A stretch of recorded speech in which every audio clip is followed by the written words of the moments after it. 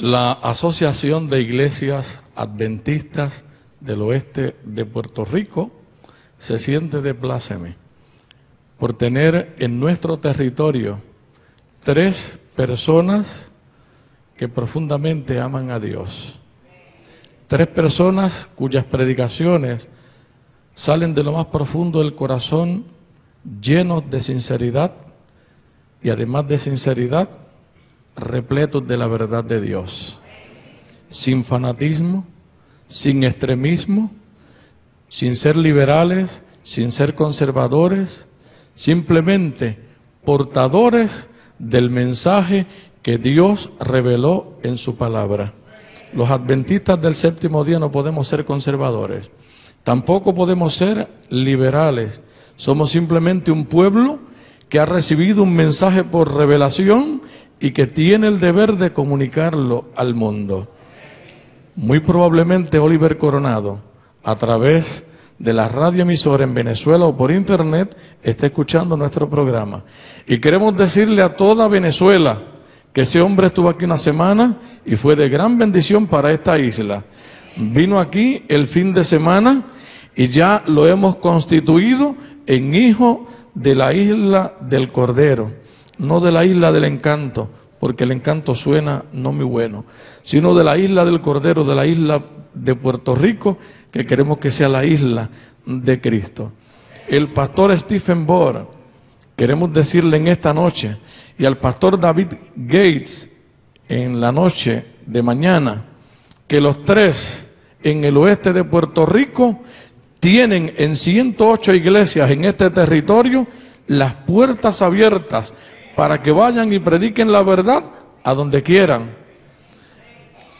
como lo han hecho hasta ahora, sin miedo, sin tener bajo ninguna circunstancia, ninguna restricción, porque Cristo le dijo la verdad al pueblo de Israel y el error se contradice presentando la verdad, dice la sierva del Señor. Hay personas que se hieren cuando se les presenta la verdad. Hay algunos que hacen como los discípulos en los tiempos de Cristo, que el Evangelio de Juan capítulo 6 dice que se retiraron y ya no acompañaban a Jesús. Pero señores, no confíen en aquellos que vienen con paños tibios o pasándoles la mano para tranquilizarles o para complacerlos, porque los verdaderos siervos de Dios son los que le dicen al pueblo el deber y no lo que el pueblo quiere escuchar. Si usted está dispuesto a escuchar lo que Dios ha revelado, usted va a cumplir con el deber que Dios nos ha revelado. Si a usted lo que le gusta es que le digan las cosas, que no le exijan nada, que usted pueda vivir como usted guste o hacer como usted quiera, pues mire, eso no viene de Dios. Dios tiene un pueblo en esta tierra con una misión y nuestro campo apoya y se solidariza, no como dicen en los canales de televisión. Este canal no se solidariza con las expresiones vertidas en el pasado programa. No, la Asociación Adventista del Oeste, su junta directiva, ha tomado votos en los que nos solidarizamos con el mensaje que predica sobre la música y la adoración Oliver Coronado, Stephen Bohr, David Gates y otros alrededor del mundo que han estado levantando la bandera de la verdad. Pastor Stephen Bohr, en nuestro campo usted siempre será bienvenido y que el Dios del cielo lo bendiga.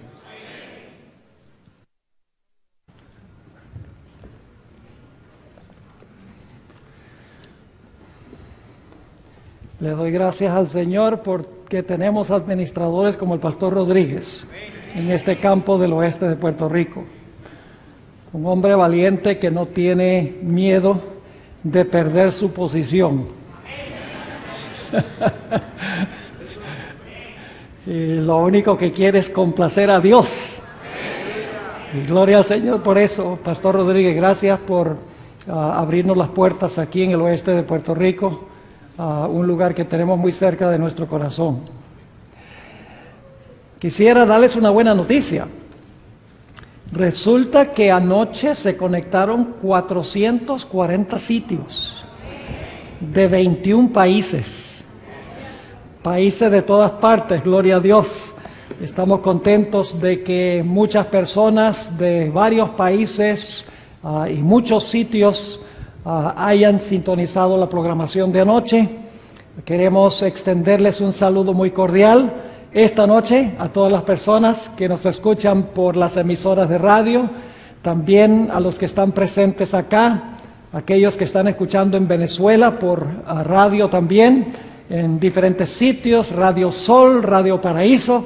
Gloria a Dios, esto ha sido una fiesta.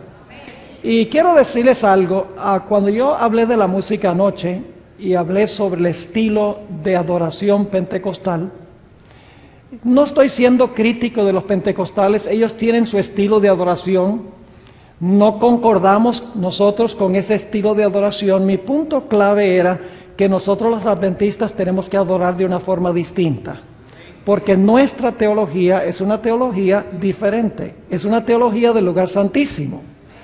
Y es nuestro papel como adventistas compartir con el mundo, con nuestros hermanos pentecostales, con nuestros hermanos de otras iglesias protestantes, con nuestros hermanos católicos. Es vital que nosotros compartamos la verdad como se encuentra en toda la Sagrada Escritura. Ahora quisiera mencionar, antes de comenzar nuestro estudio, que a la salida hay ciertos materiales que he traído. Quiero mencionar que esta noche voy a presentar una porción pequeña de un libro que escribí que es supremamente importante, se llama Culto en el Trono de Satanás. Yo sé que algunos de ustedes lo tienen. Habla de la problemática que presentemente tenemos en la iglesia sobre el asunto de la adoración. No solo cubre la música, sino todos los aspectos que tienen que ver con la adoración. Y luego tengo un libro pequeño, está solo en inglés, pero ya ha sido traducido al español y en unas 2 o 3 semanas estará disponible en español, pero traje algunos en inglés sobre otro punto de contención en la iglesia sobre la ordenación de la mujer. Se llama Reflexiones sobre la ordenación de la mujer. Es un libro que ha causado un impacto muy grande, no solamente entre los laicos, sino también entre los pastores en Norteamérica. Varios pastores me han dicho que ellos tenían una posición antes y después del libro han cambiado su punto de vista. Es un libro pequeño, tiene solamente 64 páginas, pero en realidad trata sobre el verdadero problema en esta área. Así que los que estén interesados, tenemos este material y muchos otros materiales al final. Ahora sí vamos a inclinar nuestros rostros y vamos a pedir la bendición del Señor. Padre Celestial, en esta noche se haya reunido tu pueblo aquí, también en hogares, en iglesias, en casas, escuchando el mensaje que tú tienes para este tiempo. Pedimos, Padre, que a través de tu Santo Espíritu tú hables a cada uno de los que han sintonizado este programa. Que, Señor, quites de nuestro corazón y de nuestra mente cualquier estorbo, cualquier obstáculo que pueda impedir que escuchemos tu voz. Sabemos que cuando venimos a ti con confianza, cuando venimos con un espíritu humilde, tú respondes nuestras oraciones. Y así es que venimos delante de tu trono, pidiendo tu compañía y tu dirección, porque te lo pedimos en el precioso nombre de tu Hijo Cristo Jesús. Amén. En el año 2010, en la ciudad de Atlanta, se reunieron en un sábado más de 70,000 adventistas de todas partes del mundo para escuchar el sermón inaugural del nuevo presidente de la Asociación General de los Adventistas del Séptimo Día, el pastor Ted Wilson. Yo tuve el privilegio de estar presente allí y a medida que escuchaba su sermón me salían lágrimas de los ojos al ver cómo llamaba a la iglesia a un reavivamiento y una reforma. Y cómo en su sermón enfatizó en una forma cortés pero firme que la iglesia adventista tiene una relevancia especial para el mundo cristiano en este tiempo. Tiene una verdad presente. Y llamó a la iglesia a regresar una vez más a sus raíces. Que regresáramos a nuestro mensaje y regresáramos a nuestra misión. Literalmente, yo no soy una persona muy emocional, toma mucho para que me salgan lágrimas, pero debo admitir que en esa conferencia general me salieron lágrimas al escuchar a nuestro dirigente máximo terrenal, porque el celestial es Jesús, hablando de esa manera a nuestra iglesia. Y por lo tanto, en nuestro tema de esta noche, yo quiero comenzar formulando algunas preguntas. ¿Por qué existe la Iglesia Adventista del Séptimo Día? ¿Qué nos diferencia de las demás iglesias? ¿Debemos acaso nosotros predicar el mismo mensaje que predican las otras iglesias protestantes? ¿Será que la Iglesia Adventista tiene un mensaje distintivo y especial para este tiempo? Creo que la respuesta a estas preguntas se halla en una cita que viene del libro El Evangelismo, página 165, a donde la sierva de Dios habla de una doctrina que la Iglesia Adventista es la única iglesia que tiene esta doctrina correctamente enseñada. La doctrina del santuario. Dice la sierva del Señor, la comprensión correcta de la ministración en el santuario celestial es el fundamento de nuestra fe. Es decir, nadie puede entender la teología de la Iglesia Adventista sin entender la ministración de Cristo en el santuario. Ahora, para comenzar, quiero mencionar 5 funciones de Jesús en el santuario celestial y también incluye su obra en la tierra. 5 funciones en el plan de la salvación que se revelan en el santuario hebreo. Ahora, en el santuario había varios sitios claves. En primer lugar estaba el campamento. Yo sé que muchas veces no incluimos el campamento como parte del santuario, pero no podemos estudiar el santuario sin estudiar en primero el campamento. Es decir, tenemos el primero el campamento, luego tenemos el atrio, luego tenemos el lugar santo y finalmente tenemos el lugar santísimo. Pero la ministración no terminaba en el lugar santísimo, porque después de concluir la obra en el lugar santísimo, el sumo sacerdote salía de nuevo al atrio, a donde se encontraba el macho cabrío Azazel.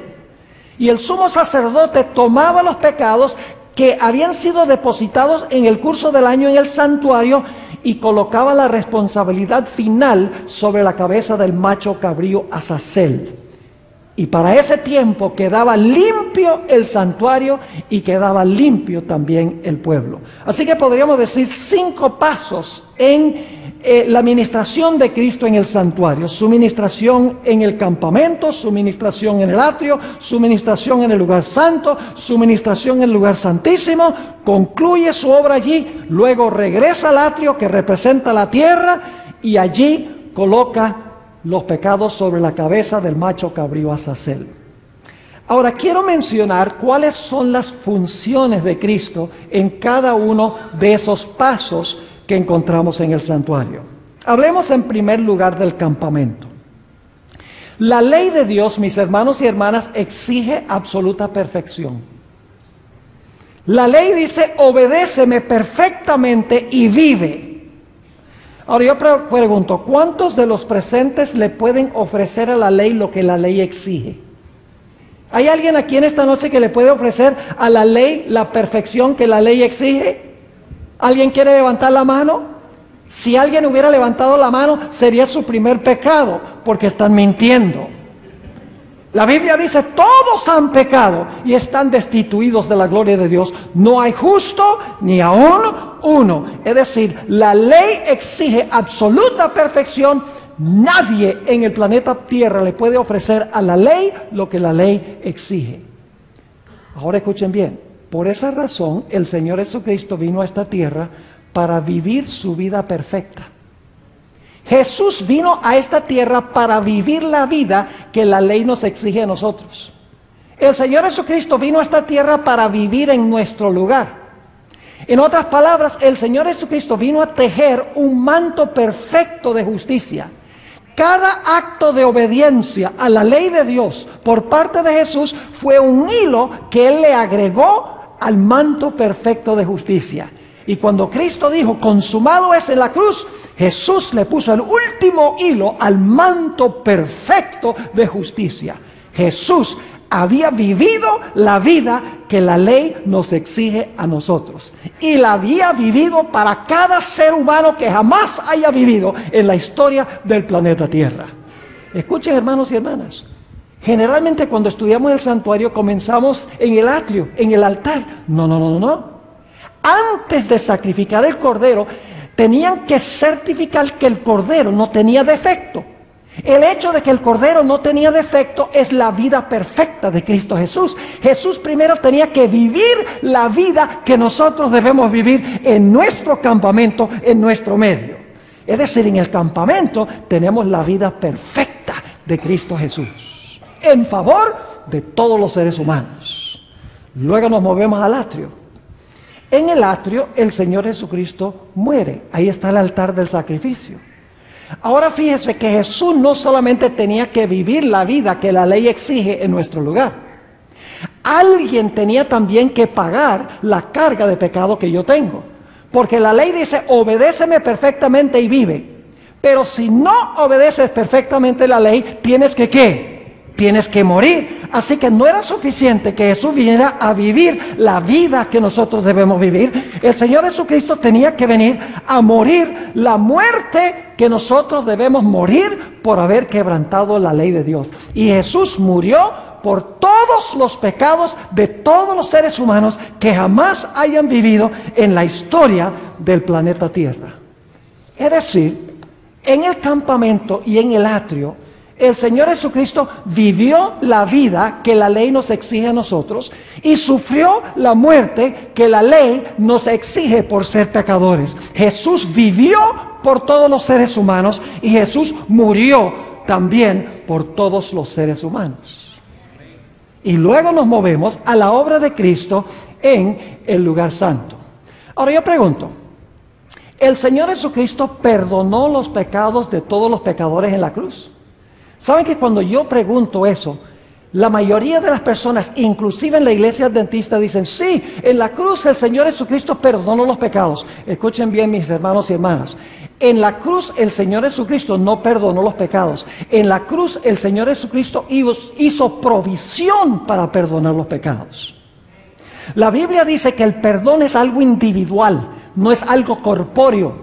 La Biblia nos dice, si confesamos nuestros pecados, Él es fiel y justo para perdonar nuestros pecados y limpiarnos de toda maldad. Es decir, que la obra de Cristo en el lugar santo, ahora como intercesor, es aplicar su vida y aplicar su muerte a aquellas personas que vienen a Él arrepentidos, confesando sus pecados y confiando en la vida y en la muerte de Cristo en su favor. Y cuando yo me arrepiento, y el arrepentimiento viene de Dios, dicho sea de paso, la Biblia dice que la bondad de Dios nos lleva al arrepentimiento. Y cuando yo confieso mi pecado y le digo al Señor Jesús, quien es mi intercesor, Señor, yo soy un miserable pecador, yo no merezco tu gracia, yo merezco la destrucción, yo merezco la muerte, pero Señor Jesús, yo creo que tú viviste la vida que la ley me exige a mí, yo creo que tú moriste la muerte que la ley me exige a mí, Señor Jesús, yo confío en ti. En ese momento Jesús en el lugar santo intercede por mí y me pone a mi cuenta su vida y su muerte. Y Dios me mira como si nunca hubiera pecado. Soy acepto en el amado. Esa es la obra que ha estado haciendo Jesús. Jesús en el lugar santo está recibiendo clientes individuales para aplicar los beneficios de su vida y su muerte a personas que vienen a Él arrepentidas, personas que vienen confesando sus pecados y confiando en los méritos de Cristo Jesús. En el servicio del santuario en el Antiguo Testamento, durante todo el curso del año, los pecados entraban al santuario.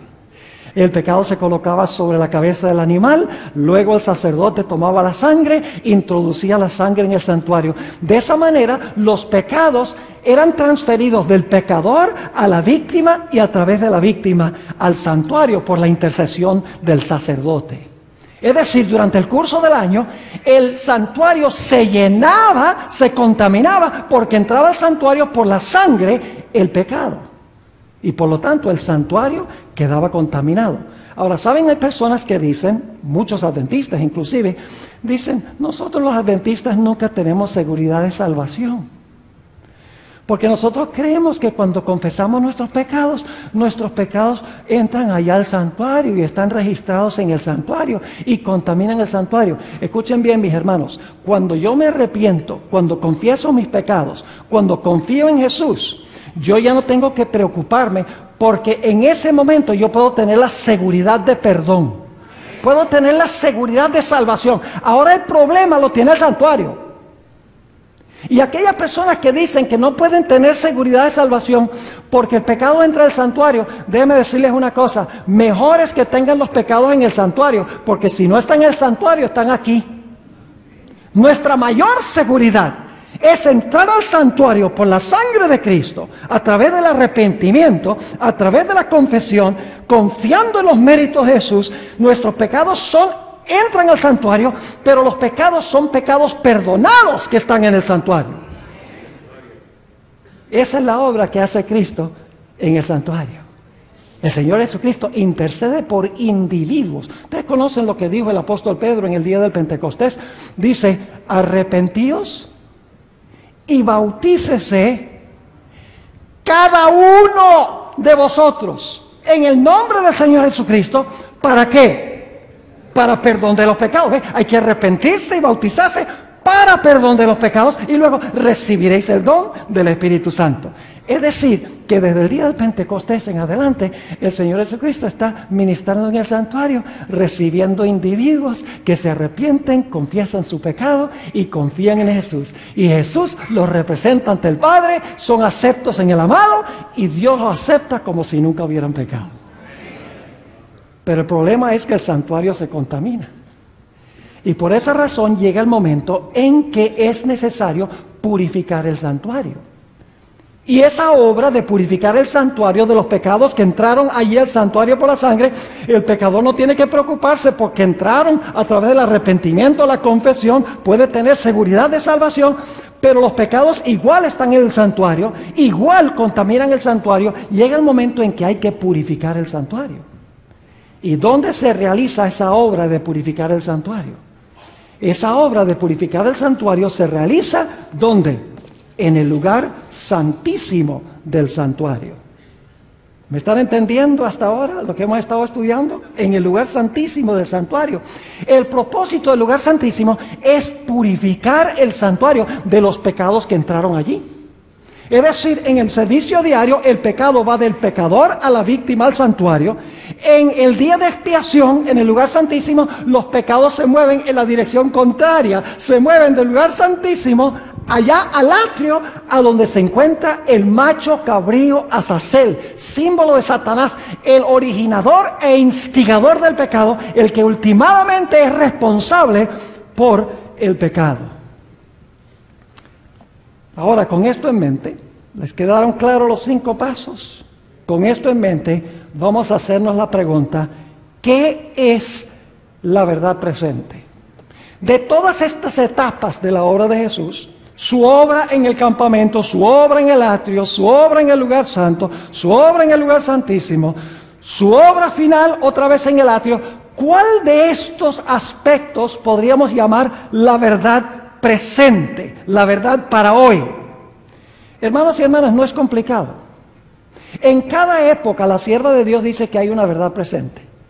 Cuando Jesús vino a esta tierra, la verdad presente era que Jesús había venido a vivir la vida como el Cordero de Dios, una vida sin mancha de pecado, y así lo introdujo el predicador Juan el Bautista.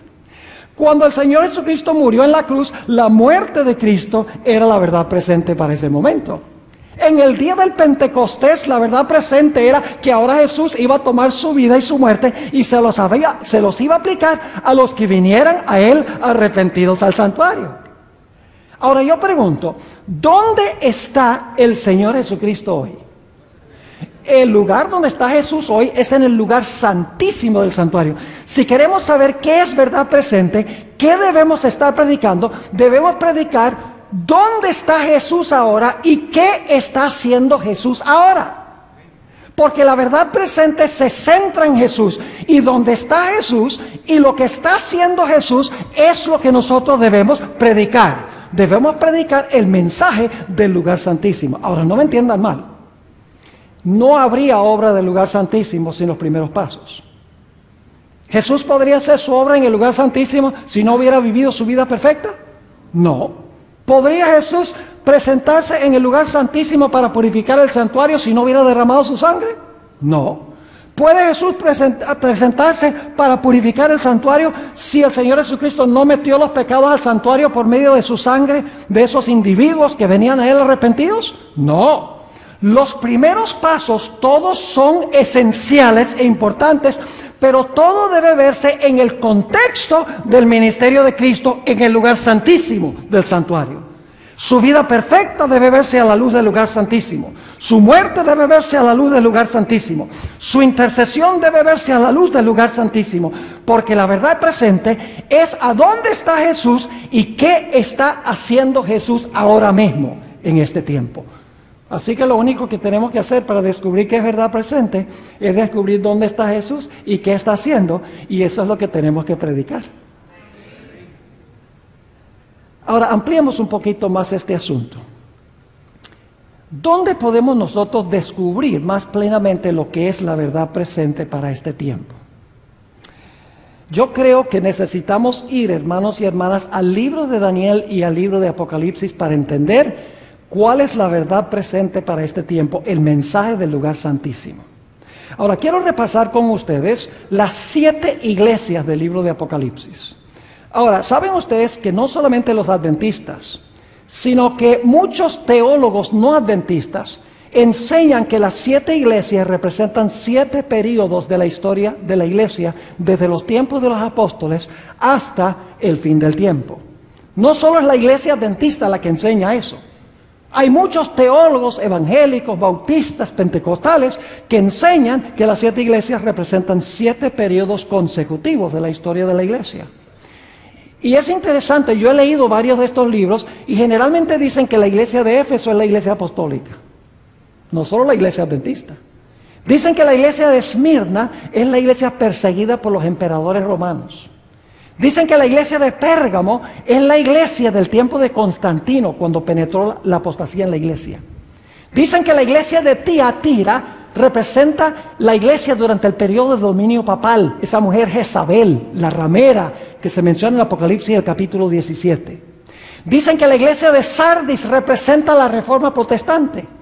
Es decir, que no solo la iglesia adventista, sino muchas otras iglesias enseñan que la iglesia de Éfeso es la apostólica, la de Esmirna, las persecuciones imperiales, la de Pérgamo representa la iglesia en el tiempo de Constantino, la iglesia de Tiatira representa la iglesia papal y la iglesia de Sardis representa el periodo de la reforma protestante. Son las 5 primeras iglesias. Ya cuando llegamos a las 6 y las 7 se vuelven nebulosos. Ahora yo pregunto, ¿cuándo termina el periodo de supremacía del papado? Ustedes deben saber eso.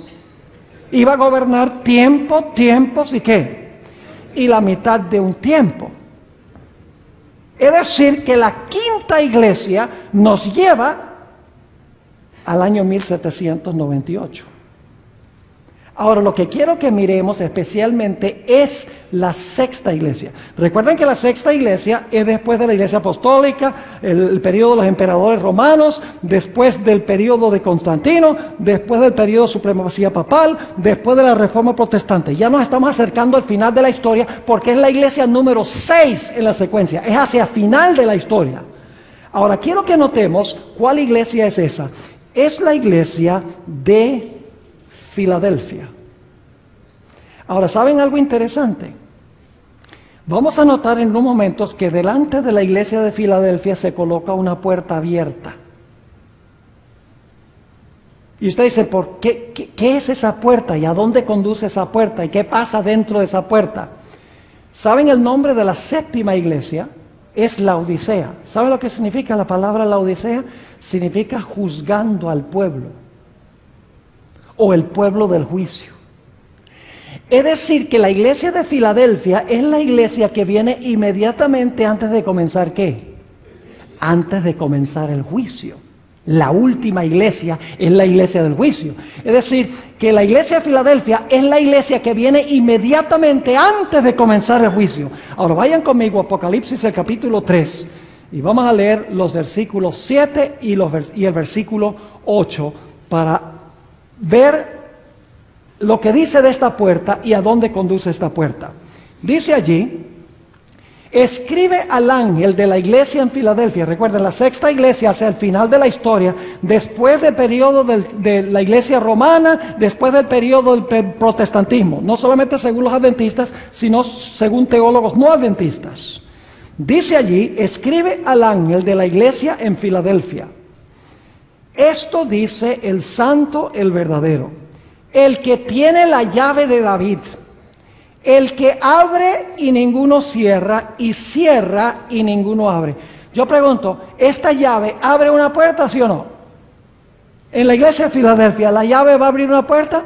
Sí. ¿Va a cerrar otra? Claro, porque dice abre y nadie la puede cerrar, cierra y nadie la puede abrir. Ahora usted dice, pero ahí no dice una puerta, ahí sencillamente dice que tiene una llave, abre y cierra. Pero note lo que sigue diciendo en el versículo 8. Yo conozco tus obras. He aquí, he puesto delante de ti una ¿qué? Una puerta abierta, la cual nadie puede cerrar. Es decir, abre una puerta y nadie puede cerrar esa puerta. Dice, una puerta abierta, la cual nadie puede cerrar, porque aunque tienes poca fuerza, has guardado mi palabra y no has negado mi nombre. Delante de la sexta iglesia, después del periodo de dominio papal y después de levantarse la reforma protestante, en la iglesia de Filadelfia, hacia el final de la historia, se iba a colocar delante de esa iglesia una puerta abierta. Ahora necesitamos hacernos la pregunta: ¿cuál puerta era?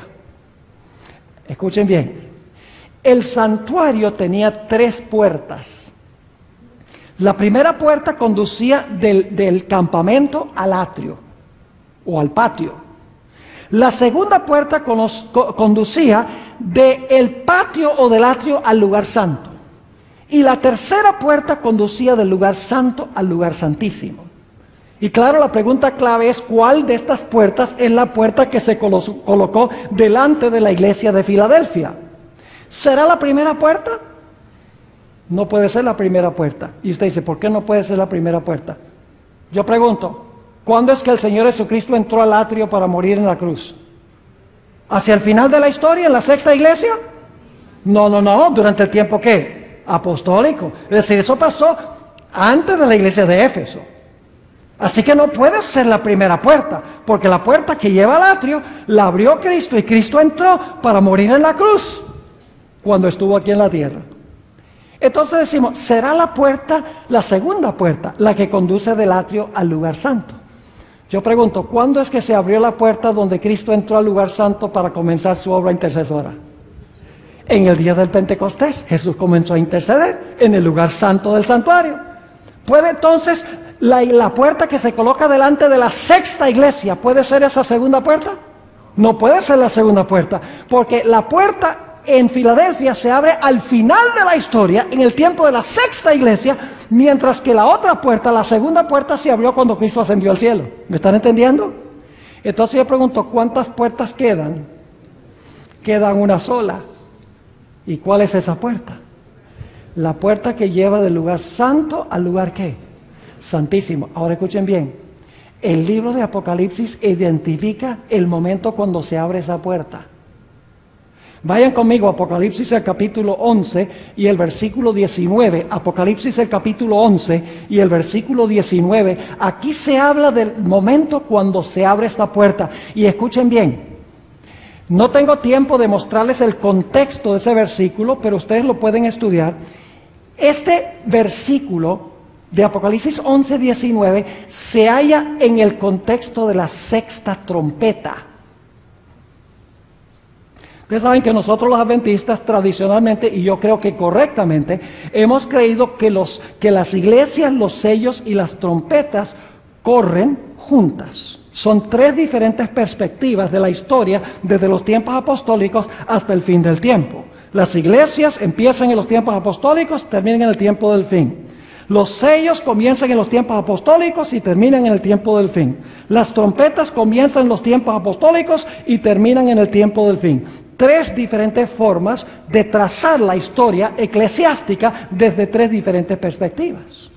Y es interesante que Apocalipsis 11:19 está en el contexto de la sexta trompeta. Fíjense, sexta iglesia y este versículo sexta trompeta. Ahora fíjense lo que dice Apocalipsis 11:19. El templo de Dios fue abierto. ¿Qué indica eso? Fue abierto. Pues antes que estaba cerrado, claro que sí. Dice, el templo de Dios fue abierto en el cielo. ¿Y a dónde conducía esa puerta? Bajo la sexta trompeta. La sexta iglesia mencionaba ¿qué cosa? Una puerta también. Dice, el templo de Dios fue abierto en el cielo. ¿Y qué se vio? Y el arca de su pacto se veía en el templo. Y hubo relámpagos, voces, truenos, un terremoto y grande granizo. ¿Cuál es la puerta que se abrió bajo la sexta trompeta o bajo la sexta iglesia? La puerta que conduce ¿a dónde? Al lugar santísimo del santuario. ¿Cuadra la cronología? La sexta iglesia y la sexta trompeta están al final del tiempo, después del periodo de dominio papal y la reforma protestante. Exactamente, la cronología cuadra a perfección. Ahora escuchen bien. Se abre la puerta de la puerta y se ve dentro de la puerta ¿qué cosa? El arca del pacto. Yo pregunto, ¿a dónde se encontraba el arca del pacto? El arca del pacto se encontraba en el lugar santísimo. ¿Y cuándo era que se abría ese apartamento en la historia de Israel? En el día de expiación, que era el gran día del juicio del pueblo de Israel. Entonces, ¿para qué se abre esa puerta en Apocalipsis 11 y el versículo 19? Se abre porque ahora va a comenzar ¿qué cosa? Va a comenzar el juicio en el santuario celestial. ¿Le quedó clara la cronología? Ahora vamos a otro pasaje que describe el mismo evento y no voy a leer el pasaje, pero se lo voy a describir. Daniel, el capítulo 7. Ustedes lo conocen bien, eso se predica en evangelismo cada rato. Yo espero que se predique. El pastor Rodríguez nos dijo que las profecías se pueden presentar desde una perspectiva cristocéntrica y que no hay ninguna prohibición de que prediquemos las profecías. Lo que pasa es que muchos no quieren que se prediquen las profecías porque tienen temor a ofender a alguien. Escuchen, hermanos y hermanas, si nuestros hermanos de otras iglesias no entienden estas profecías, últimamente van a recibir la marca de la bestia. ¿Usted quiere desearle eso a sus amigos de otras iglesias? ¿Ustedes quieren que los amigos de sus otras iglesias tomen la decisión incorrecta cuando venga la prueba sobre el sello de Dios y la marca de la bestia? Mis hermanos y hermanas, si tenemos amor para con esta gente, vamos a querer presentar este mensaje. Porque dejarlos en ignorancia significa que se van a perder y van a tomar la decisión incorrecta. Así que el mensaje de la profecía es un mensaje de amor. Jesús manda este mensaje porque Él no quiere que recibamos la marca de la bestia. Él quiere que nosotros recibamos el sello de Dios. Daniel 7. ¿Qué representa el león? A ver, díganme ustedes, ¿qué representa el león? Ay, están débiles ustedes. No se comieron el ñame antes de venir a la iglesia. Óigame, ¿representa el león qué? Babilonia, muy bien. Y entonces, ¿el oso qué representa? Medo-Persia. ¿El leopardo qué representa? Grecia. Y luego tenemos una bestia espantosa y terrible. ¿Qué representa? Roma. Y luego a esa bestia le salen 10 cuernos. ¿Qué representan los 10 cuernos? Las divisiones del Imperio Romano. Y luego entre los 10 se levanta un cuerno pequeño. Y ese cuerno pequeño representa otra clase de Roma. ¿Cuál Roma? Roma papal. ¿Y cuánto tiempo gobierna Roma papal? Gobierna 1260 años. ¿Y cuándo terminan los 1260 años? En el año 1798. Ahora escuchen bien. En Daniel el capítulo 7 dice que cuando el cuerno pequeño llega al final de su periodo de dominio, el juez se sienta y los libros ¿qué? Se abren. ¿Es la misma cronología de las 7 iglesias? ¿Sí o no? Sí. Hacia el final, después del papado y la reforma protestante, Filadelfia, la puerta abierta. La puerta se abre en el cielo, se ve el arca del pacto. Sexta trompeta, hacia el final de la historia de la iglesia. Y ahora aquí vemos en Daniel el capítulo 7 que después del periodo de dominio papal, comienza ¿qué cosa? El juicio, porque dice que el juez se sentó y los libros se abrieron. Y luego escuchen bien, luego nos dice que cuando el juez entra y el juez se sienta y los libros se abren, entonces sobre las nubes del cielo viene ¿quién? Viene el Hijo del Hombre. Esto se encuentra en los versículos 13 y 14. ¿Y a dónde llega el Hijo del Hombre sobre las nubes del cielo? A la tierra, ¿verdad? Para llevarse a su pueblo al cielo. No. Los mileritas se equivocaron en eso. Ellos entendían Daniel 7, 13 y 14 como la segunda venida de Cristo. Pero en Daniel 7, 13 y 14 nos dice que el anciano de días se sentó, los libros se abrieron y luego Jesús fue llevado a donde se encontraba el anciano de edad. Es decir, está hablando no de la segunda venida de Cristo a esta tierra, sino a la entrada de Cristo, a donde entró el Padre para desempeñar el juicio, para comenzar una obra de ¿qué? Para una obra de juicio. Y luego, escuchen, dice que Jesús entra allá a la presencia del anciano de días y entonces dice que al Señor Jesucristo se le da su reino. ¿Para qué entra Jesús al lugar santísimo? Entra al lugar santísimo para recibir ¿qué cosa? Para recibir su reino. Ahora, ¿qué significa eso? Que Jesús va a entrar al lugar santísimo para recibir su reino. ¿Cómo es eso? ¿Ustedes creen que Jesús entra al lugar santísimo para recuperar el territorio de su reino? ¿Su reino se compone de territorio? No, escuchen bien. El reino de Jesús se compone de los súbditos que pertenecen a su reino. ¿Y qué es lo que hace el juicio? No se distraigan. ¿Qué es lo que hace el juicio? El juicio es lo que hace es distinguir entre ¿qué? Entre quién es un verdadero seguidor de Jesús y quién no. Y cuando termina el juicio, yo pregunto, ¿ya se ha revelado quiénes son parte del reino de Cristo Jesús cuando termina el juicio? Claro que sí. El propósito de Jesús es entrar a tomar su reino, pero el hecho de tomar el reino no significa que va a tomar un montón de territorio o el planeta, significa que Jesús va a revelar quiénes son los verdaderos súbditos de su reino. Va a distinguir, en otras palabras, a los que son de los que no son. Y algunos dicen, pero pastor, ¿para qué Dios necesita un juicio? ¿Cuántos de ustedes creen que Dios sabe todas las cosas? Bueno, por lo menos hay unos 10. No sean flojos. ¿Cuántos de ustedes creen, mis hermanos y hermanas, les pregunto, que Dios sabe todas las cosas? Dios sabe todo, ¿verdad que sí? ¿Para qué un juicio? Escuchen bien, mis hermanos y hermanas. El propósito del juicio no es para informar a Dios. El propósito del juicio es revelarle al universo quiénes fueron seguidores genuinos de Cristo y quiénes fueron hipócritas. Dios lo sabe, Jesús lo sabe, pero el universo no. El propósito del juicio no es informar a Dios. El propósito del juicio es revelarle a los seres de otros mundos, a los ángeles y a nosotros, últimamente, que Dios fue justo en salvar a algunos que profesaban su nombre y a otros no.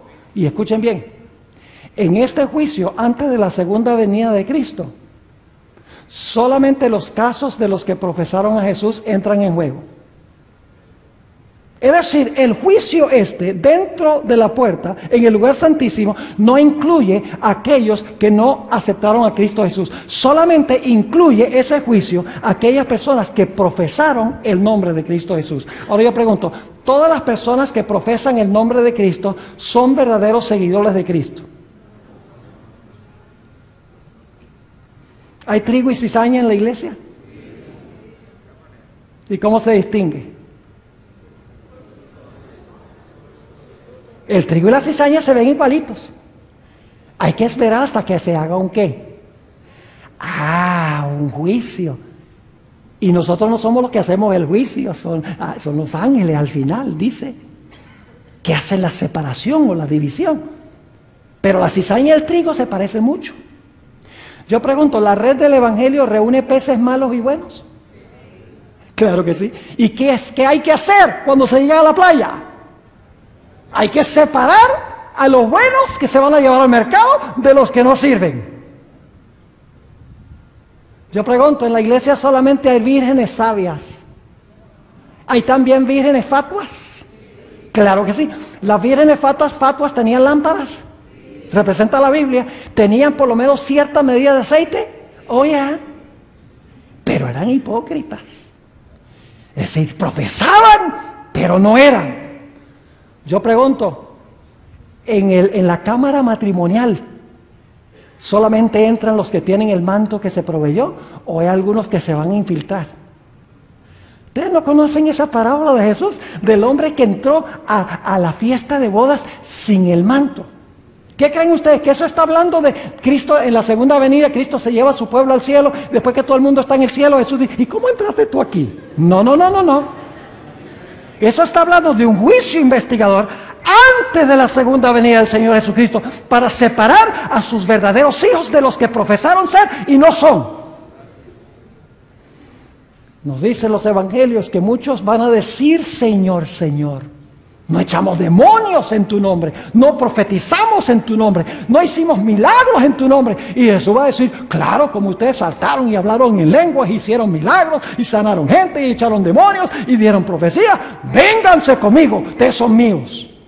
No, Jesús dice, nunca os conocí, apartaos de mí, obradores de maldad. Yo pregunto, ¿esa gente profesaba ser seguidora de Jesús? Claro, porque le dice, Señor, Señor. ¿Y cómo se nota la diferencia entre uno y el otro? Yo pregunto, ¿en la iglesia hay lobos vestidos de ovejas? Ustedes conocen todos estos versículos a los cuales me estoy refiriendo. Yo pregunto, ¿hay inclusive ministros que se disfrazan como ministros de justicia? El apóstol Pablo lo dice. Yo pregunto, ¿hay cristianos que tienen la apariencia de piedad, pero no tienen el poder de la piedad? Claro que sí. Entonces, en el juicio, mis hermanos y hermanas, el Señor Jesucristo sabe quiénes son suyos y quiénes no son suyos, pero Él quiere revelarle al universo quiénes fueron de corazón verdaderamente seguidores del Señor Jesucristo, para revelarle a todos los seres del universo que Él fue justo y misericordioso en salvar a los que pertenecen a su reino. ¿Entiende lo que significa el hecho de que Jesús entra al lugar santísimo para adquirir su reino? Entra allá a adquirir su reino haciendo una obra de juicio para establecer quiénes son sus seguidores. Cuando el juicio termina, ya el Señor Jesucristo ha completado su reino. Ahora escuchen lo que voy a decir. Es posible que en el juicio se revoque el perdón. Yo sé que en el servicio diario los pecados entraban al santuario, ¿verdad? La persona venía arrepentida, supuestamente, confesando su pecado sobre la cabeza del animal. El sacerdote no preguntaba, ¿eres sincero o no eres sincero? No, aceptaba lo que decía el pecador. Y a través de la sangre metía el pecado dentro del santuario. Yo pregunto, ¿habría alguna posibilidad de que en el juicio se revocara ese perdón? Sí, Señor. Oye. Y ustedes dicen, ¿dónde enseña la Biblia eso? ¿Ustedes recuerdan la parábola del Señor Jesucristo de los dos deudores? ¡Wow! Yo tengo un sermón completo sobre esa parábola. Esta noche no la podemos estudiar. Pero ustedes recuerdan que había un hombre que tenía una deuda enorme que no podía pagar. Es más, le hubiera tomado como 10,000 años pagar esa deuda. Y los eruditos dicen que él había desfalcado el dinero del amo, del Señor. Y el Señor lo llamó a cuenta, le dijo, ven y rinde cuentas. Ese es el juicio. El rendir cuentas es el momento del juicio. Y dice la Biblia, el Señor Jesucristo dice que ese individuo le dijo, mira, por favor ten paciencia conmigo que yo te lo pago. No podía pagarlo. Y por lo tanto, como clamó por misericordia, su Señor le perdonó toda la deuda. ¡Wow! ¿Recibió perdón, sí o no? La parábola dice que recibió perdón. Claro que sí. Yo pregunto, ¿en realidad conocía él la misericordia de su Señor? ¿Había comprendido la misericordia? ¿En realidad amaba a su Señor? No, ¿saben qué lo entristeció? Las consecuencias de lo que había hecho. Eran lágrimas de cocodrilo. Es decir, no estaba arrepentido, nada. Y sin embargo, porque clamó, se le perdonó. Pero cuando se le llama a rendir cuentas, algo sucede. Se le perdona, sale y ¿qué hace? Se encuentra a un individuo que le debe 100 denarios, una miseria. Bueno, no una miseria porque eran equivalente de 100 días de trabajo, pero era una deuda pagable. Y le dice, págame lo que me debes. Y este individuo también clama por misericordia, dice, por favor, dame tiempo que yo te lo pago. ¿Qué tiempo ni qué pan caliente? Y lo agarró por el cuello y lo sacudió y le dijo, págame lo que me debes. Pues el informe fue al Señor, que lo había perdonado grande. Y cuando el Señor lo escuchó, lo llamó y le dijo, ven acá. Yo no te perdoné una deuda bien grande. Por amor a mí, por haberte perdonado una deuda tan grande, ¿por qué en tus obras tú no demostraste que estás dispuesto de compartir ese perdón con otros? Y dice que le revocó el perdón y lo echó a la cárcel hasta que pagara toda su deuda. ¿Se puede revocar el perdón en el juicio si la persona fue hipócrita cuando depositó sus pecados en el santuario? Sí, Señor. El propósito, mis hermanos y hermanas, del juicio sencillamente es revelar si el arrepentimiento de una persona fue genuino o fue falso. ¿Y cómo se revela si el arrepentimiento fue genuino o fue falso? Es muy sencillo. El juicio se hace conforme a nuestras obras. Se examinan nuestros pensamientos, nuestras emociones, se examinan nuestras acciones, nuestras palabras, para ver si en verdad nosotros nos arrepentimos, confesamos de corazón nuestros pecados y confiamos en Jesús y por su gracia pudimos vencer esas tendencias en nuestra vida. Ahora quiero que noten que no solamente nos habla del hecho de que el Señor Jesucristo va a separar a los genuinos de los hipócritas. Y tenemos que preguntarnos aquí en esta noche, ¿soy yo un creyente genuino? ¿O sencillamente vengo a la iglesia? Sencillamente devuelvo el diezmo, pero mi corazón no está con Jesús. Tenemos que examinarnos de si nosotros somos en verdad hijos del reino, si en verdad nos hemos arrepentido y hemos confesado nuestros pecados y hemos confiado en Jesús y odiamos el pecado y amamos a Cristo y queremos su poder para vencer el pecado, para que nuestra vida sea diferente y distinta. Pero escuchen bien, el lugar santísimo nos revela otras cosas muy interesantes. El mensaje distintivo y especial de la Iglesia Adventista, todas sus doctrinas especiales que los distinguen de las demás iglesias, se encuentran en el lugar santísimo del santuario. Yo pregunto, ¿qué estaba dentro del arca del pacto? La ley. ¿Qué enseña la iglesia adventista en cuanto a la ley? Que todavía está ¿qué? Vigente. Y que por la gracia de Dios, Dios quiere que nosotros la obedezcamos. ¿Qué dice el mundo cristiano en cuanto a la ley? Clavada en la cruz. Cristo la guardó. No somos salvos por obras. No estamos bajo la ley, sino bajo la gracia. Es decir, el mundo cristiano rechaza la ley de Dios, porque no ha entrado al lugar santísimo. ¿Qué más encontramos en el centro de la ley? El sábado. ¿Qué dice el mundo cristiano del sábado? No, era para los judíos. Los cristianos no tienen que guardarlo, nosotros guardamos el domingo en honor a la resurrección. Yo pregunto, ¿es esa una de las doctrinas distintivas de la iglesia adventista, la ley y el sábado en el lugar santísimo? ¿Por qué el mundo cristiano no lo ve? Porque ellos están en el atrio y en el lugar santo y no han entrado al lugar santísimo. Porque cuando entran al lugar santísimo, ven que Jesús ahora va a separar a los genuinos de los hipócritas. Y que la ley de Dios todavía está vigente. Y que el sábado todavía es el día de reposo del Señor. Pero hay otras cosas que se revelan. También se revela el hecho de que el sábado es una prueba para el pueblo de Dios, para ver si van a andar en la ley de Dios. ¿Saben qué más había en el lugar santísimo? Un pote de maná. Y si ustedes van a Éxodo 16, Dios dice, yo voy a probar a Israel para ver si van a andar en mi ley. Y luego les da la prueba del maná para ver si van a guardar el sábado y andar en su ley. Es decir, el sábado era una prueba de la lealtad de ellos a la ley. Yo pregunto, ¿el sábado será una prueba de lealtad del pueblo de Dios a la ley de Dios en el tiempo del fin? Está en el lugar santísimo, en el maná. Pero el maná también revela la reforma pro salud. Porque ustedes encuentran en Números 11 que el pueblo estaba cansado de esas dietas sencillas que Dios les había dado. Y dice, no, danos carne de comer y la comida rica de Egipto. Y todos se enfermaron. La sierva de Dios dice que el maná también enseña la reforma pro salud, que debemos vivir saludablemente. Yo pregunto, ¿qué enseña la mayoría de las iglesias del mundo cristiano? Dicen, no hay ningún problema. Si quieres comerte tu chuleta, está bien. Si quieres comerte tus camarones y tus langostinos, no hay ningún problema. Cómetelos, que la oración santifica la vianda. Eso es lo que dice el mundo cristiano. Poco énfasis sobre la salud, porque no han entrado al lugar santísimo del santuario celestial.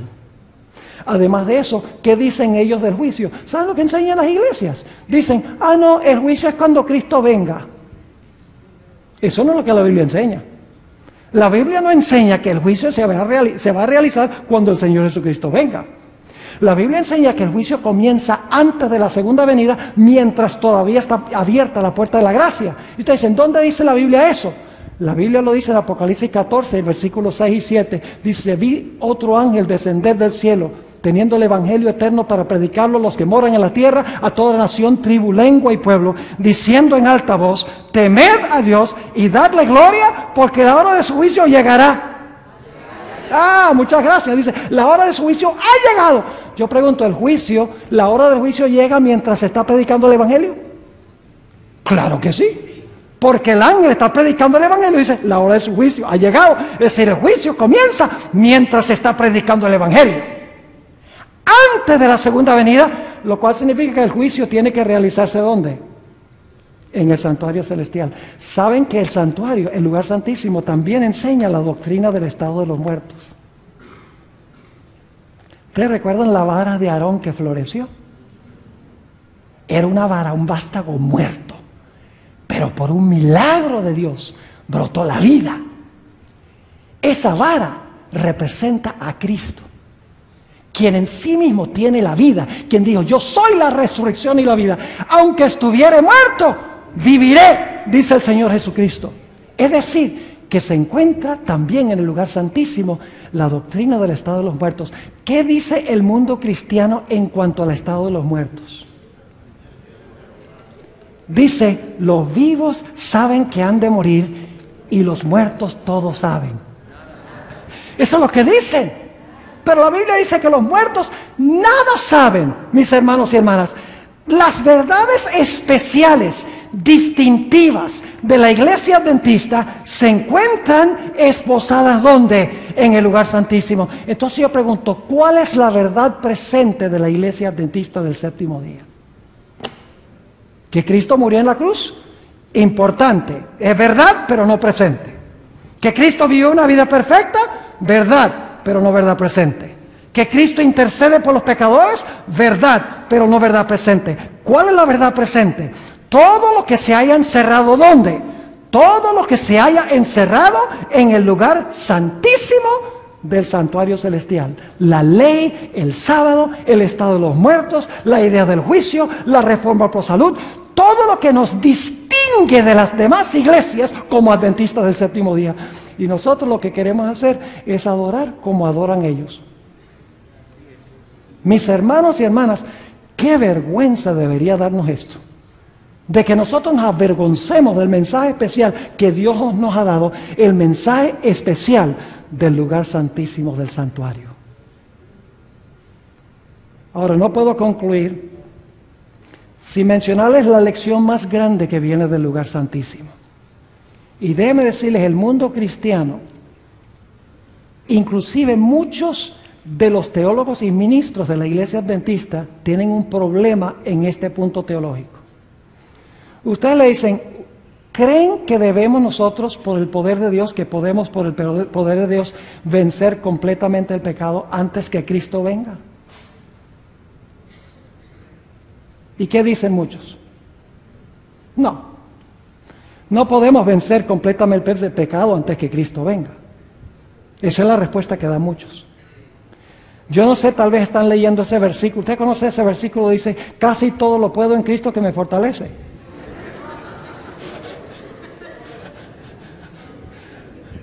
No, me equivoqué. Dice, todo lo puedo menos vencer el pecado en Cristo que me fortalece. ¿Eso es lo que dice? No, eso no es lo que dice. ¿Qué dice el texto?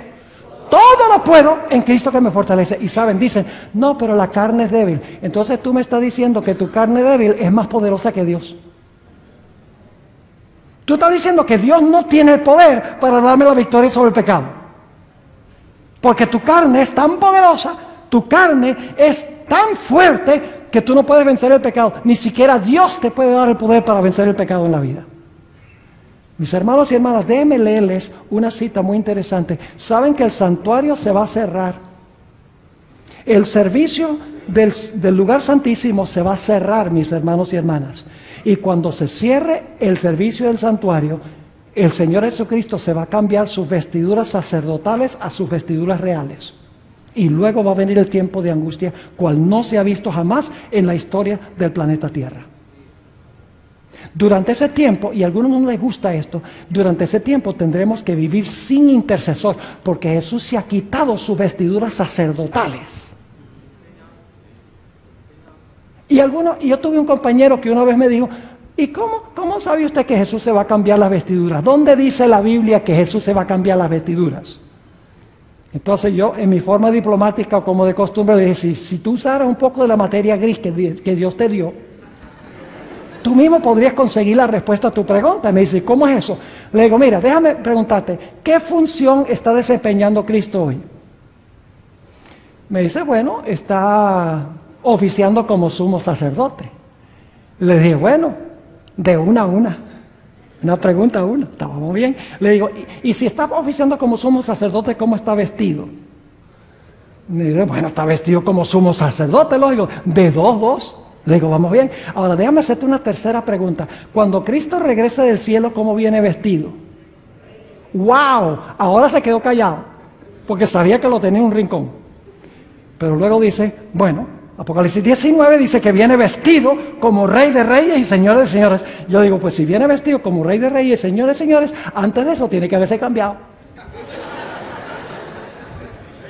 ¿Sí o no? Es sencillo, el Espíritu de Profecía es claro en cuanto a eso. Jesús va a terminar la purificación del santuario. Y escuchen algo, Jesús no va a purificar de allí nada que no se haya purificado aquí. Mientras purifica el templo en el cielo de los pecados de su pueblo, la tierra debe purificar el templo del alma por la obra del Espíritu Santo. Permítame leerles algunas citas bíblicas y luego entonces vamos a ir a lo que dice el Espíritu de Profecía. Noten lo que dice, vamos a saltar estas. Joel el capítulo 2 y el versículo 10 y 11. Joel el capítulo 2 describe la segunda venida de Cristo Jesús en poder y gloria. Y los versículos 10 y 11 concluyen el pasaje que está describiendo la segunda venida.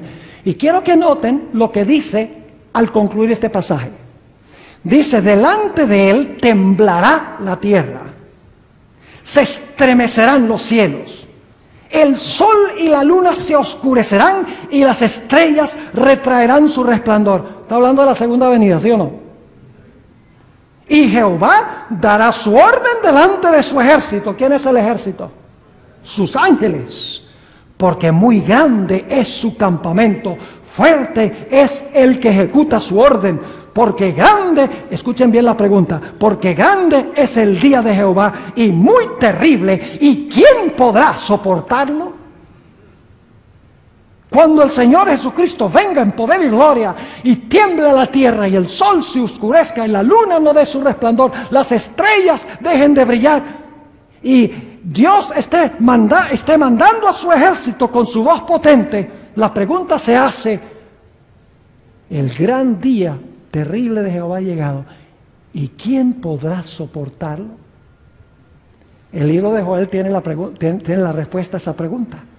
Note lo que sigue diciendo en Joel el capítulo 2, 12 y 13, y luego vamos a saltar al versículo 15 al 17. Escuchen la preparación necesaria para estar firmes cuando venga ese día. Dice: por eso pues, ahora, dice Jehová, convertíos a mí con todo vuestro corazón, con ayuno y lloro y lamento. Esto está describiendo el día de expiación. ¿Qué se hacía en el día de expiación? Se ayunaba. ¿Qué hacía la gente? Se afligía sus almas. ¿Qué se tocaba antes del día de expiación? Las trompetas. Ahora escuchen lo que sigue diciendo. Por eso pues ahora dice Jehová, convertíos a mí con todo vuestro corazón, con ayuno, lloro y lamento. Rasgad vuestro corazón y no vuestros vestidos, y convertíos a Jehová vuestro Dios, porque misericordioso es y clemente, tardo para la ira y grande en misericordia, y que se duele del castigo. Y luego noten el versículo 15. Dice: tocad, ¿qué cosa? Esta es la fiesta de las trompetas que anuncia el día de expiación. Dice: tocad trompeta en Sión. Proclamad, ¿qué? Proclamad ayuno, reunid al pueblo, convocad asamblea. Y luego dice: ¿qué cosa? Reunid al pueblo, santificad la reunión, juntad a los ancianos, congregad a los niños y a los que maman. Es decir, todo el mundo tiene que congregarse alrededor del santuario en el día de expiación. Y luego sí dice: salga de su cámara el novio y de su tálamo la novia. Es decir, no hay tiempo para la luna de miel. Y luego dice: entre la entrada y el altar salten y griten y toquen tambores y hagan todas estas cosas. No, ¿qué deben hacer los ministros? Dice: entre la entrada y el altar lloren los sacerdotes, ministros de Jehová, y digan: perdona, oh Jehová, a tu pueblo, y no entregues al oprobio tu heredad, para que las naciones se enseñoreen de ella. ¿Por qué han de decir entre los pueblos: ¿dónde está su Dios? En el tiempo de angustia, eso es lo que van a decir las naciones. Van a decir: ¿dónde está el Dios de ustedes ahora? Yo pregunto entonces: ¿quién podrá estar firmes, mis hermanos y hermanas, cuando venga aquel gran día? En los versículos subsiguientes se habla de la preparación necesaria: congregarse, afligir el alma, ayunar, afligir el corazón, convertirse, arrepentirse. Eso es lo que debemos estar haciendo ahora. Mis hermanos, ahora no es el tiempo de estar celebrando. En la fiesta de tabernáculos ya vamos a celebrar. Ahora es el tiempo de examinar nuestra vida. Es el tiempo de examinar el templo del alma. Es el tiempo no de estar viendo televisión. Es el tiempo en que nosotros debemos estar leyendo la Biblia, el espíritu de profecía, orando, testificando a favor de Cristo Jesús. Debemos estar poniendo nuestra vida espiritual en orden con el Señor. Esa misma pregunta que vimos en Joel se encuentra también en Apocalipsis. Y ustedes leen los versículos antes de este que tienen en la pantalla. Habla de señales en el sol, la luna, y va a haber un gran terremoto, lo mismo que leímos en Joel. Y el pasaje termina preguntando: porque el gran día de su ira ha llegado, ¿y quién podrá estar firme? En el siguiente capítulo se habla de los 144,000. En el capítulo 14 de Apocalipsis se amplía el carácter de los 144,000. Dice: no se contaminaron con mujeres. Es decir, no tuvieron relaciones ilícitas con iglesias apóstatas. Dice: son vírgenes. En otras palabras, sigan al Cordero por donde el Cordero va. Son sin mácula delante del trono de Dios. Cantan el cántico de Moisés, siervo de Dios, y el cántico del Cordero, con arpas, no con batería. Porque en el cielo se usan arpas, se usan instrumentos no de percusión, sino que se usan instrumentos de cuerdas. Se usan en el cielo, mis hermanos y hermanas. Es decir, Los que podrán estar firmes son los 144,000, son los que van a estar vivos cuando el Señor Jesucristo venga y van a decir: he aquí, este es nuestro Dios, le hemos esperado y Él nos salvará. Mis hermanos y hermanas, ahora voy a leer una cita solemne del Espíritu de Profecía. Viene del Conflicto de los Siglos, páginas 680 y 681. Escuchen, solemne esta cita. Ahora, mientras que nuestro gran sumo sacerdote está haciendo propiciación por nosotros, debemos tratar de llegar a la perfección en Cristo. Ahora escuchen bien, va a hablar primero de Jesús.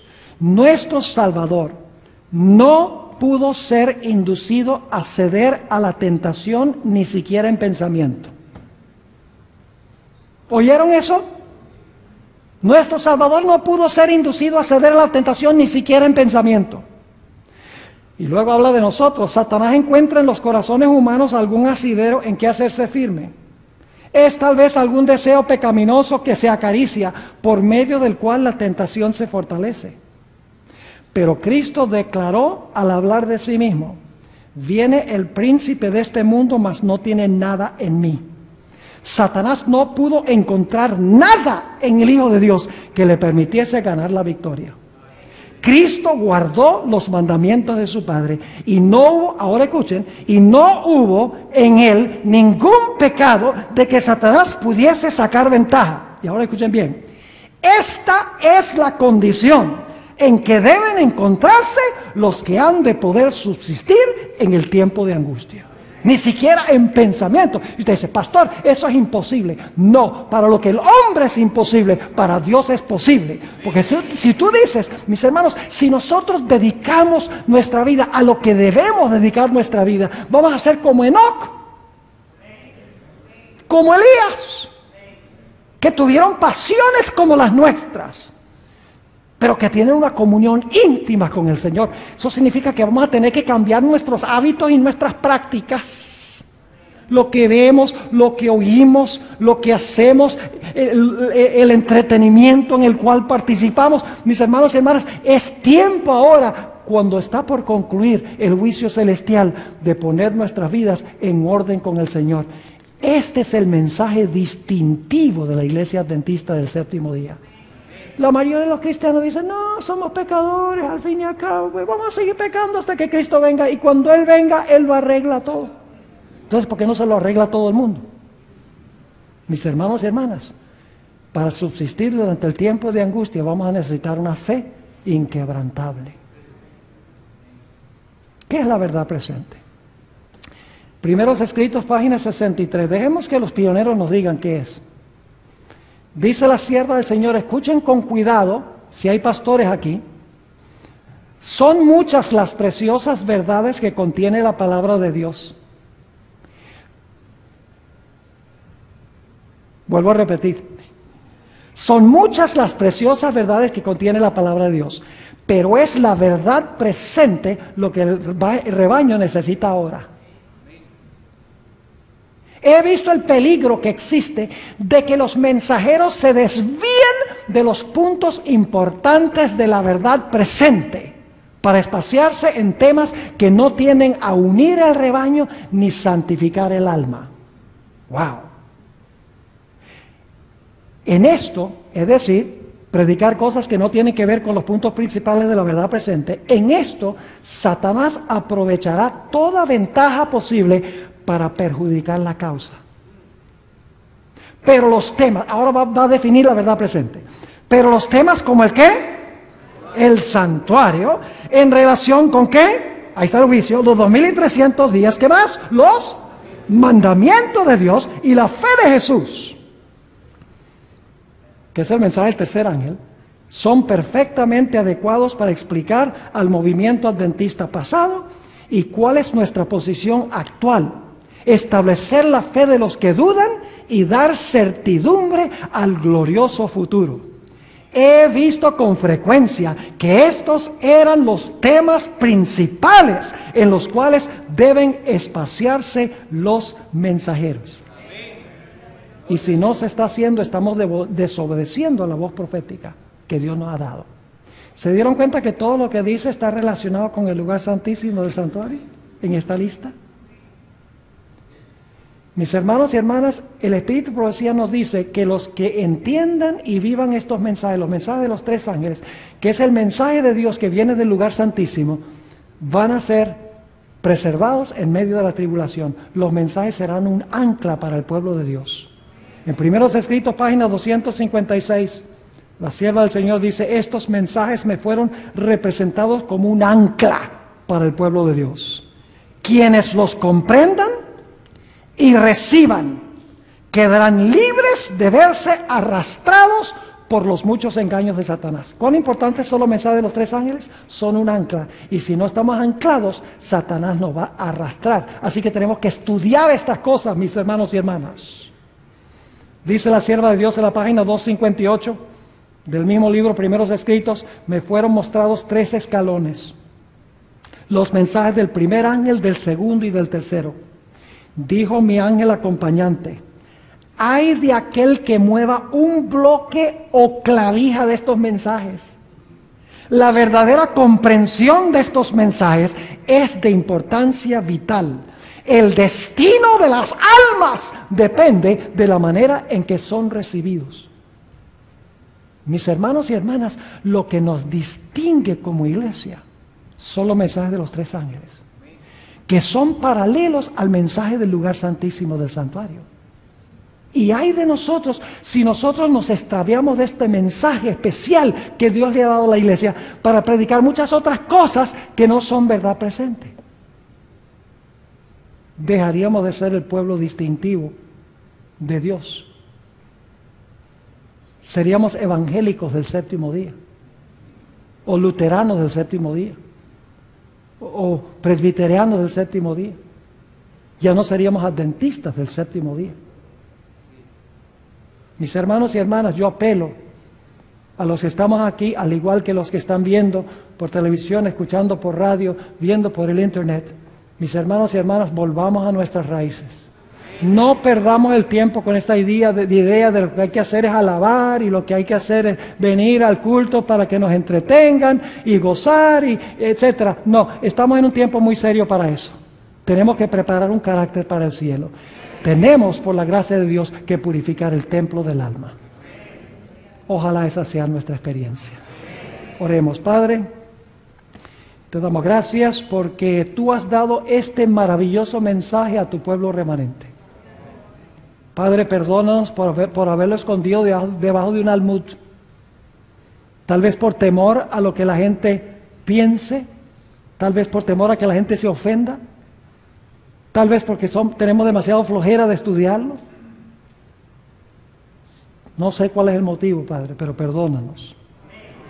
Te pedimos, Señor, que no solamente nos des perdón, sino que nos levantes y nos des la valentía de proclamar estos mensajes con amor a todo el mundo que perece en el pecado, para que el mundo sepa que los conflictos finales van a tener que ver con la ley, el sábado, el estado de los muertos, el espiritismo. Todas estas cosas que tú nos has dado para enseñar van a proteger al mundo, a tus fieles, de ser engañados por Satanás. Te ruego, Señor, que nos bendigas al retirarnos de este local. También que tú bendigas al pastor Gates mañana, el viernes y el sábado.